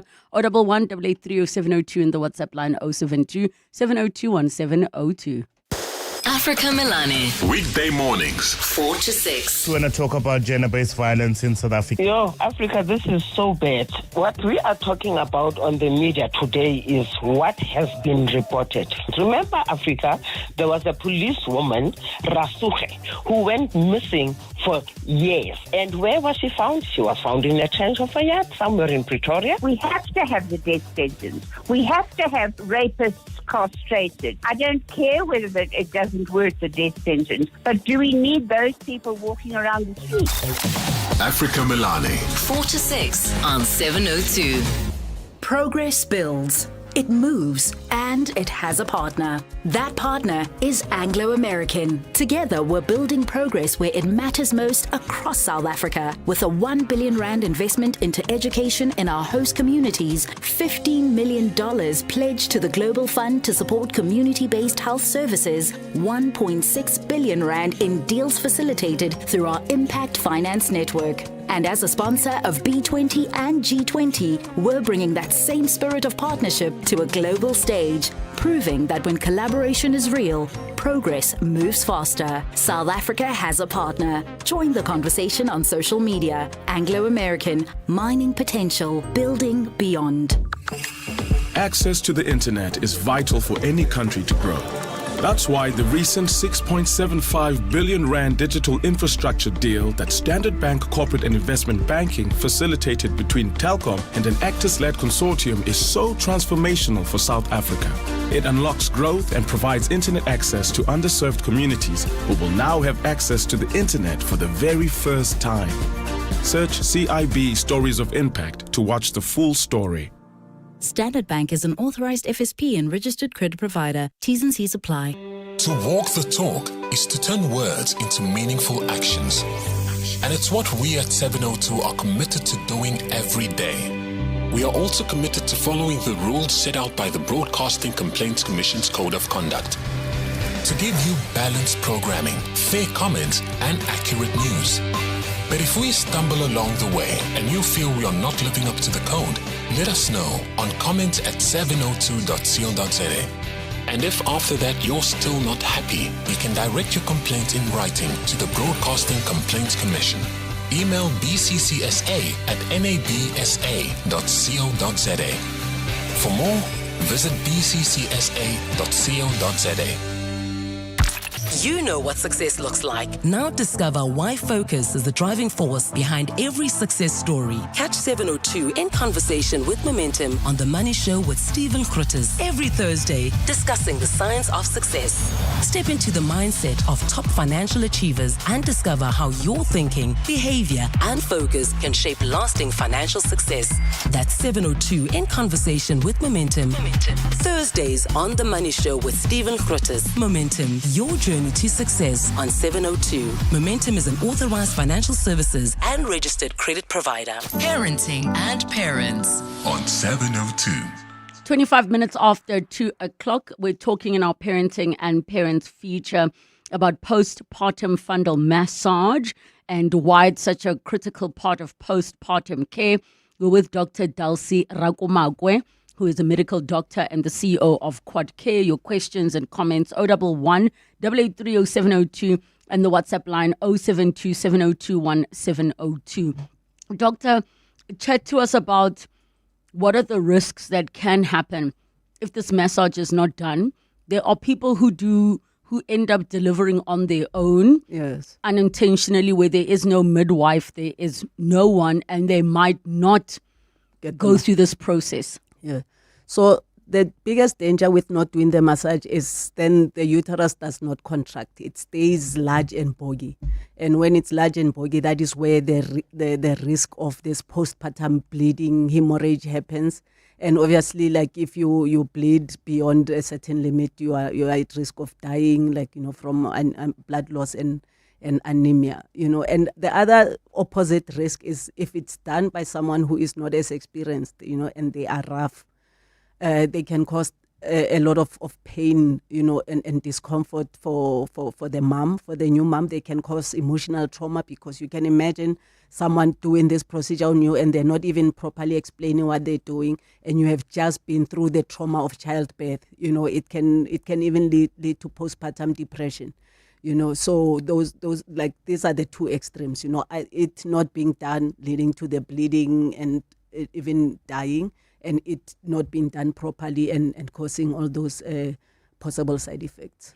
I've heard some horror stories, Doctor, and I'm sure you've heard them too, of women specifically in public hospitals. I'm yet to hear of stories in private care, and I'm sure it does happen, where a woman is delivering, and because, you have a plan, but life happens, things hardly ever go to plan. Yeah. But then things are not fully explained to them. Do you think that there is sufficient education going into delivery for women in terms of what to expect, especially if things go wrong? And I don't know if, because for myself, it was so high risk that we even had to have the discussion of, should something happen, whose life is being saved. Yeah. So I went in there knowing everything, but I want to understand, under normal circumstances, do women walk into or go into delivery rooms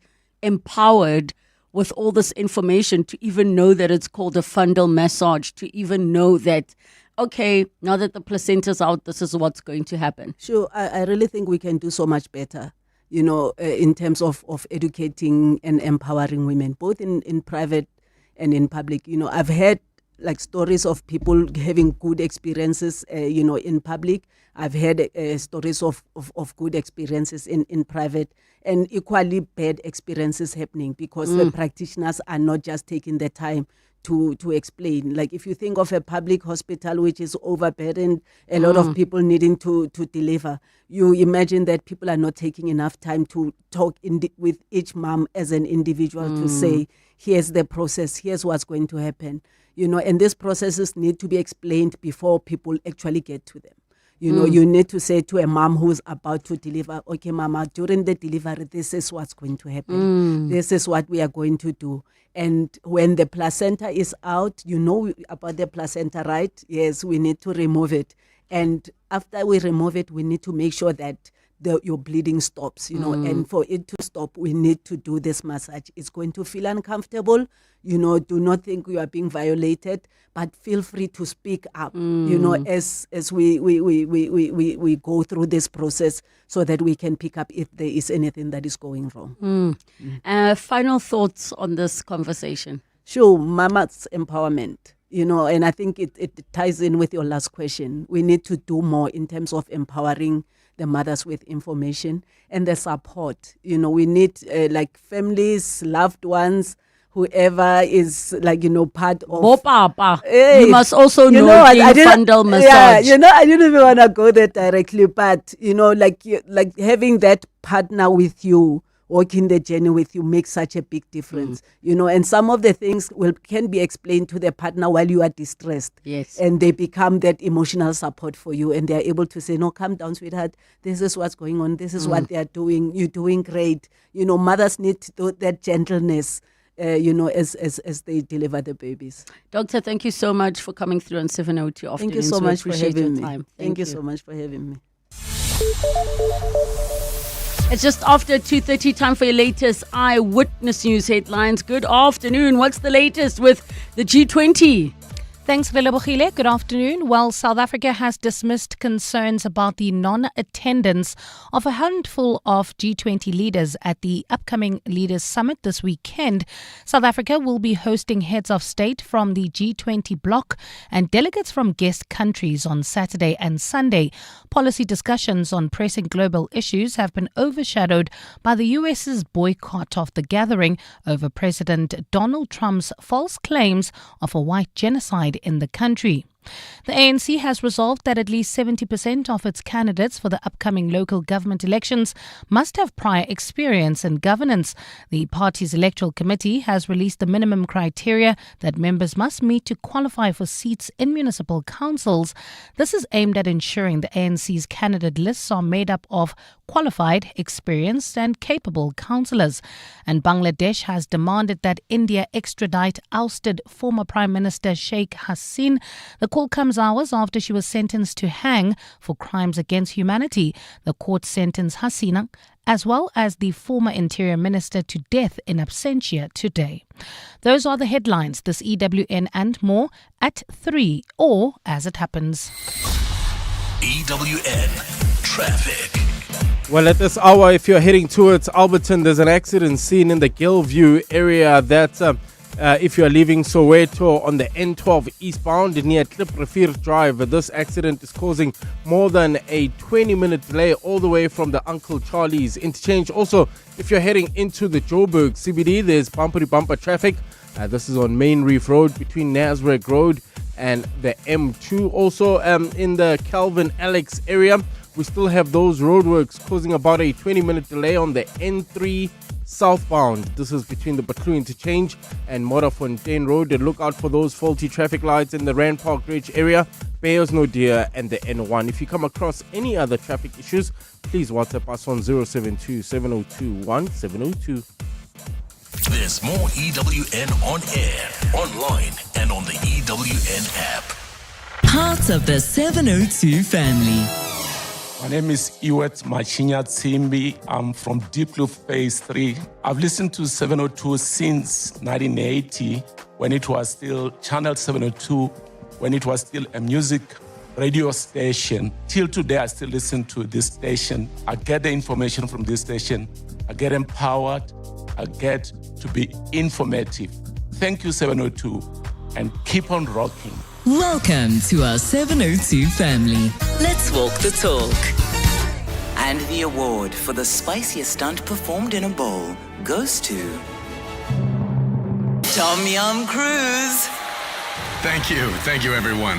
Wow, what an honor. I'd like to thank the chilies, the lemongrass, and of course, Simply Asia, for believing in my flavor. It's the summer of stars at Simply Asia. Stand a chance to win a Toyota Starlet when you spend 200 Rand or more on our famous flavors. Order now. Simply Asia, connecting the Thaiway. It's amazing what Help can do. Help can take you from smart money moves to smart gadgets and household must-haves. With an FNB Premier Credit or Fusion card, get up to 40% back in e-bucks on devices and appliances. Open any FNB Premier account today, celebrating 25 years of helping you live the Premier life. FNB, help changes everything. TC's earn rules apply while stocks last. FNB, a division of First Rand Bank Limited, an authorized financial services and credit provider. Step into a world of unforgettable experiences in Dubai. From luxury beaches to underwater adventures. From authentic traditions to futuristic museums. Make it a Dubai adventure to remember with Emirates. Fly to Dubai from one of 3 gateways in South Africa. Start your holiday the moment you board with delicious regional meals, complimentary drinks, and up to 6,500 channels of entertainment. Fly Emirates, fly better. The Money Show. Weekday evenings at 6. Jonathan Oppenheimer said, I don't know if you saw it, Ignatius, he said, we should stop letting red tape get in the way of entrepreneurs. I mean, for you, is that an issue? Oh, it is. It's a big issue. I mean, in different fora as business, we talk to government. I can't really put my hand on it as what is it that's holding the government up in getting rid of red tape. I would like to believe the government wants this economy to grow. It's Ignatius Sehole is the CEO of KPMG South Africa. The Money Show on 702. Let's walk the talk. The Money Show with Stephen Curtis is brought to you by ABSA CIB. ABSA is a registered FSP. Coming up on 702 Drive with John Perlman. 702 Drivers coming up from 3 to 6 p.m. with award nominated for 2025. John Perlman, good afternoon. Good afternoon, and straight back at you. Congratulations to you too. We got a nice bunch of nominations here at the radio station of the year last time round. So we go to the awards evening with some optimism, I think. I'm excited. And I mean, it's not like we do what we do for these things, but it's also nice when they happen. You're like, oh, we got noticed this year. Yeah. You know, so it's quite a nice thing. So what's coming up on your show today? So coming up on the show, and good afternoon, everybody. Great to be back. The G20 getting into gear this week. Update on who's coming, who's not coming, what's happening, and so on. Nokokanya Mtambo was covering that briefing from Durban Minister Ronald Lamula. We are going to be looking at AI in music, prompted by a very interesting post. You should check him out, actually. Google someone called Johan Fourie, who actually is a professor of economics, but put together a song using AI, which is really interesting, which he's posted. We won't be talking to him, but to somebody in the music industry, because on this day as well, I read a story where Paul McCartney, in protest against AI in music, has released a silent song. It's just silence. It's his way of making his point. So plenty to talk about there. New rugby championship introduced. No, it is not for teams that only have 14 or 13 players, because we would win that. But it's a very interesting competition. It'll start next year. Countries from the north and south playing against each other. Massive undertaking, but interestingly enough, they don't have a sponsor yet. So I'm keen to find out more about that. We'll do that after 5. B20 already underway. Moteo Juaripe joining us with an update about that. And plenty more on 702 Drive between 3 and 6. Do you recall hearing Donald Trump saying the G's? The what? The G's. That he doesn't know why South Africa is a part of the G's. Oh, okay. Referring to G20. Yeah. G. He said the G's. Yeah, he's not coming. He's not coming. 702 Drive with John Perlman coming up from 3 to 6 p.m. 702. The Naked Scientist. Time for the Naked Scientist at 21 minutes to 3 o'clock. We take your calls on 011 883 0702 and the WhatsApp line 072 702 1702. All your science-related questions for the good doctor. Dr. Chris Smith, welcome to the show. Happy Monday. Doctor? Aha, let us see. It seems we are having a challenge. Dr. Chris Smith, can you hear us? Okay, we're going to take a break. When we come back, let's see if we can get the doctor on the line. Hollywood Bets invites you to take the lead. The sizzling summer competition is giving you a chance to bask in horse racing glory and blaze into red-hot rewards. Bet 50 Rand or more on horse racing online or at your nearest branch and you could win a share of 1 million Rand in prizes. Enjoy a star-studded lineup of equestrian events this summer and saddle up for a season of success. Bet now. You have less than a minute. Hollywood Sportsbook is a licensed betting operator. No persons under the age of 18 years are permitted to gamble. Winners know when to stop. South African Responsible Gambling Foundation toll-free counseling line 0800 006 008 or WhatsApp help to 076 675 0710. You are not dreaming. You are repeating. Insurance, pineapple. Insurance, pineapple. Insurance, pineapple. Insurance, pineapple. Pineapple FSP 48650 is underwritten by Omart Insure Limited, a licensed non-life insurer and authorized FSP. 702. The Naked Scientist. 19 minutes to 3 o'clock, and we continue with Dr. Chris Smith, the Naked Scientist. Let's see if we're able to hear him. Doctor, welcome to the show. Happy Monday. Hi, Doctor. Hi, Doctor. It clearly is not a day for us to be chatting to Dr. Chris Smith because we are absolutely struggling here with being able to get him on the line. But in the interim, get your questions coming through on 011 883 0702 and the WhatsApp line 072 702 1702. And you can also use our email address if there are questions that do come up when we're not on air because we aren't able to respond. The WhatsApp line works for the show that is on air at the time. 702 afternoons at 702.co.za. That's 702 afternoons at 702.co.za. Let's try one more time. Dr. Chris Smith? Oh, we seem to really be having an absolute challenge with getting the doctor on. Okay. Oh, can you hear me? Ah, wonderful. I can hear you now. Doctor, there you hi. go. Wonders of modern technology is fantastic until it goes wrong, isn't it? Yep. There we are. It definitely is we fantastic. are together. I could hear you saying happy Monday, and I was saying a very happy Monday back, but you couldn't hear me. But there we are. Happy Monday. Thank you so much. All right, let us jump straight into it. Doctor, the first question. Dr. Chris Smith, I had a bone fracture in the neck and my nerve thread was cutted. Can stem cell help to grow it again?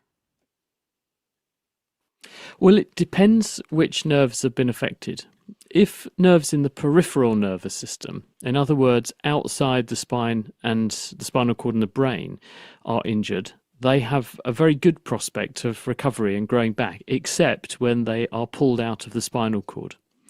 If you injure the spinal cord itself, which often a fracture in the neck can do that, then unfortunately the prospects of getting a good functional recovery are much, much lower because for reasons scientists are still trying to fathom, unlike some animals like newts and frogs and fish, for example, if they injure their brain or spinal cord, they just grow themselves another one. Whereas in higher animals like us, mammals, for example, we don't. So it will really depend on where the injury site is and which nerves are involved, and that will greatly affect the prospects of getting a good recovery or not. Thank you so much for that question. Another one says, is there perhaps a leeway period to use eye drops even after its stipulated instruction of use within 3 days after opening? I have yet to completely finish use of a bottle of eye drops and continue to discard after 3 days, which is such a waste. That is from Vanessa. And I mean, doctor, I've seen that they now send them in sort of not vials, but those plastic vial things now. The reason for this is that to comply with rules about making sure that pharmaceuticals are safe and also to keep you safe, they argue that you shouldn't use them for more than a certain period of time, because all the time the bottle's open, it is sucking in air from the room, because when you squeeze the bottle to get some drops out and then you let it go, air is pulled back into the bottle from the room. In the room are dust particles, microorganisms, bacteria, viruses, fungal spores, fungi themselves, which get drawn into the bottle. And they may well be killed by what's in the bottle, but they may not. And so as a result, they may flourish and thrive in the material itself, which means it becomes an infection risk. Also, you're bringing it quite close to your body. So if you had an eye infection, for example, and it was a pot of antibiotics, if you rubbed it against your skin, you might put the microorganisms that are causing the infection onto the dropper. And then if someone else were to use it, or you cleared up the infection and then used it, you might give yourself back the infection. So it's for these reasons that they put these guidance notes on there saying do not use this for more than a certain period of time. Some antibiotics may also, if not kept cool or at the right temperature, might degrade and wouldn't work reliably in the future. So these dates are very much a cautionary. They're a legal requirement, but they're also a cautionary to advise people, look, it's not a good idea to leave these things open to the air for any period of time and then keep using them, because you may actually end up making yourself worse, not better. I think common sense is what applies here. And as you say, to avoid waste, a lot of these things now come in pre-packaged small aliquots, which contain 2 or 3 doses in one go so that you can avoid wastage. But I always take the view that common sense is the best way forward with this sort of thing. Thank you so much for that question. We go to the lines. Ronald in Pretoria. Hi, Ronald. All right, we're trying to get Ronald. Hi, Ronald. Sorry, start again. We talk about British comedy, American comedy. Yes. But when the two countries' comedians swap each other, they go to each other's countries, sometimes the jokes aren't responded to because they don't get the mindset. What is that? Is it an acquired thing? Is it a mindset? Is it a brain thing? Is it something learned? Oh, so one sense of humor. That's very interesting. Never been asked that. I generally find American comedies not that funny. I have to admit, American stand-up tends to be a quite different flavour. I think Ronald's right to say British stand-up. And I think probably there's a range of reasons for this. One of them is that stand-up makes fun of the moment. And if you think about the kinds of jokes people crack, they work because they are making fun of current situations, current predicaments, people who are in the public eye, current affairs. The sorts of things that have surfaced in the news agenda that you can make light of and are generally funny tend to be quite location-specific or country-specific or society-specific. And I think probably that may be why some aspects of that sort of humour don't necessarily translate very, very well. I also can't stand, I don't know what you think about this, but I can't stand canned humour when the laughter in sitcoms, and you'll watch these sitcoms and there'll be this sort of audience off stage laughing and chortling away to various contortions of the face or contortions of phrase that this is quite sort of beloved by American comedy sitcoms. I don't find that remotely funny. Some people do, but I just don't. And I think it does reflect what we get used to as a society. We kind of get into a certain pattern of behaviour and humour, and therefore we find things as a society funny that other societies and other cultures just don't. And I reckon that's why some aspects of humour do cross boundaries and do translate, but others are very much lost in translation. Thank you so much, Ronald, for that very interesting question. All right, one says, Dr. Chris Smith, My 10-year-old daughter once asked me, why is New Year's Day or any new day celebrated at midnight and not a second after? Isn't the midnight, as in 00 hours, still the current day and not a new day? Well, I think the argument is that it starts at midnight, doesn't it?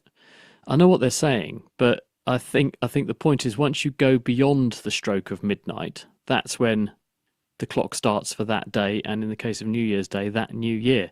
It's a bit confusing though, isn't it? Because I remember going to a friend of mine's house when I was a bit younger, and it was around the time when the millennium, we were going to celebrate the year 2000. God, that's 25 years ago, nearly 26. And there was this very heated argument that could be heard from even down the garden path, because the two people who were having the argument were Italians, and they were very passionate about what they were discussing. And I don't understand any Italian, so I thought that World War III was breaking out. And my friend said, "Oh no, it's my dad and my uncle. They're just discussing whether the new millennium should start in the year 2000 or the year 2001." So it's the same sort of question, isn't it? Have we got a new year starting at midnight, or 1 minute or 1 second or whatever it is past midnight? Myself, I just keep it simple. I like to start the year at midnight. I just think 0 comes before 1. Exactly. So the minute you go past 0, even if it's a tiny, tiny increment, it's still not 0 anymore. Therefore, it's the new day, isn't it? Yeah. Okay. I got you. Rafiq in Parktown. Hi. Hi, Lebo. I have a question for Chris. Sure, go ahead. Okay, so a couple of months ago, Clement Manyetela, one of the 702 presenters, had a woman on his program, Dr. Tara Swart, I think it was.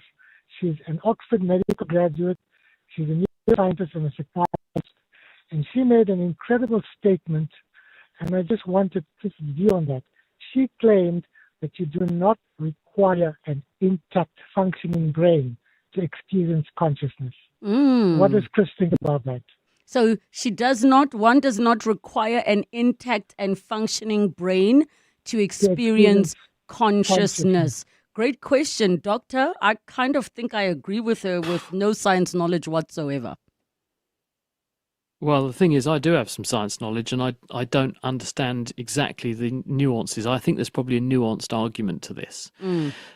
We don't understand what consciousness is. And if you ask most scientists, in fact, some very famous scientists have described, one very famous one, Carl Lashley, I think, described consciousness as the hard problem, and described it as the graveyard of many a good neuroscientist, where people have gone to try and solve what is consciousness. And actually, we have no idea, because when we look at the brain, we can unpick in precise detail what the cells look like. We can trace the connections from one part of the brain to the other. We can work out which bits of the brain seem to be involved in doing what sorts of jobs. But what we can't do is to explain why, when those brain cells talk to each other in the way that they do, with the patterns of activity that they show, this creates this experience that we call consciousness. And I have no way of knowing if what I call consciousness is the same as what you call consciousness. I just have to assume that because your brain's wired up similarly to mine, when I experience a day passing and I'm looking at things and I'm seeing a colour blue or a colour red and I'm hearing music, the experience that's being presented to my brain is the same as the experience that's being presented and perceived by my consciousness as your consciousness. We can't compare the two. We have no way of making a valid comparison. Now, is that a function of just a human brain, or do animals, which have very similar brain structures, although their brains are wired slightly differently with different regions having different amounts of nerves in them and so on, do they experience consciousness? And if so, how simple do I have to make the animal before it isn't conscious anymore? I don't know. Is a snake conscious? Is a spider conscious? I don't think we know. We know that animals that get closely approximating a brain like our own appear to have some kind of sense of the time, being in the moment and time passing and being able to plan for the future. Some bird species, for example, can certainly use past experience and an anticipation that history might repeat itself to plan for the future, arguing that they're very much living in the moment, but know that time is going to pass and the moment will be different later on. Therefore, they have to have a plan for the future. Is that consciousness? I'm not sure how we really define this or how we would know. So I'm sure there's a more nuanced argument going on here, but I think that really we can't compare apples with oranges. And so until we actually know how our own brain develops consciousness, I don't think we can honestly turn around and say, therefore, this is what you need to be conscious, and therefore what animals aren't conscious. So I'm gonna say I don't know the answer to this because I don't think anyone does. Thank you so much for that very interesting question. It isn't every day that Dr. Chris does not know the answer. This one is an interesting one. Dr. Chris, please explain why common sense doesn't appear to be so common. I know it's the most inappropriate and misappropriated term in the English language, I think, because it's certainly not common half the time. It's one of those phrases that we adopt to mean common sense, like a guy saying with antibiotics. It's taking the sensible, reasonable approach. Unfortunately, not everyone thinks the same way. And we probably ascribe greater intelligence to many people than perhaps we should, especially politicians, in my experience. And so perhaps we should assume that common sense is less common and start using the phrase uncommon sense instead. Maybe here on 702 on The Naked Scientist, we should have uncommon sense and tell people to use their uncommon sense, assuming they have some.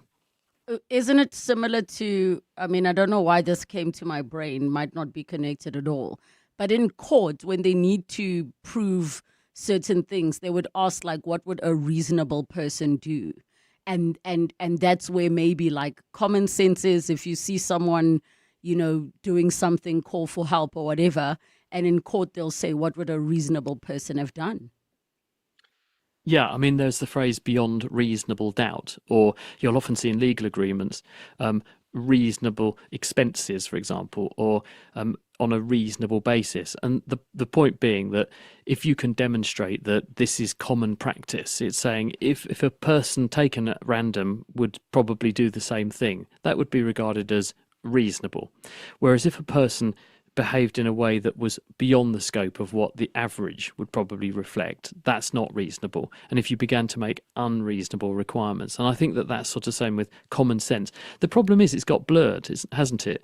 Where previously, back in the day, we would have assumed that people would know, for example, that if they had this food, it might contain nuts, and if they eat nuts, that they might become allergic to them and die of them.